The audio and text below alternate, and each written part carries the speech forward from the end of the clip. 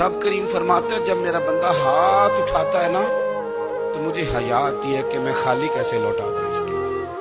اتنے بڑے بادشاہ کی بارگاہ میں او بھائی لوگوں سے عزتیں تلاش کرتے ہو تو وہ کیا تمہیں عزت دیں گے؟ وہ تو کل اچھا کہتے ہیں پرسوں برا کہنے لگ جاتے ہیں. لوگوں کے سامنے گڈ بک میں آنا چاہو گے تو وہ تو سویرے تمہارے بارے میں کچھ کہیں گے، شام کچھ اور کہیں گے.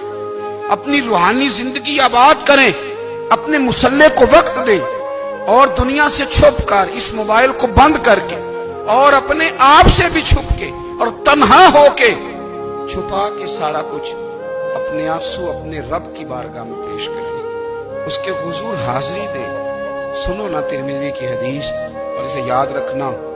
نبی پاک علیہ السلام نے فرمایا اپنے دکھ لوگوں کے سامنے نہ بیان کرنا، سیٹھوں نوابوں کو نہ بتاتے پھر، دنیا داروں کے سامنے جا کے نہ رونا کہ میں تکلیف میں ہوں. اور میں اگر دنیا داروں کو دکھ بتاؤ گے رب تمہیں کبھی غنی نہیں کرے گا. اور لوگ ہیں کہ الٹا مذاق اڑائیں گے. آپ کی جس سے بڑی پکی یاری ہے نا، پکی، وہ تب تک پکی ہے جب تک آپ نے 50,000 مانگا نہیں.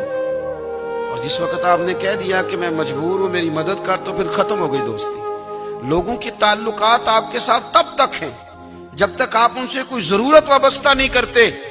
کریم محبوب فرمانے لگے بندوں کے سامنے دکھ نہ بیان کرنا، اللہ تجھے کبھی غنی نہیں کرے گا.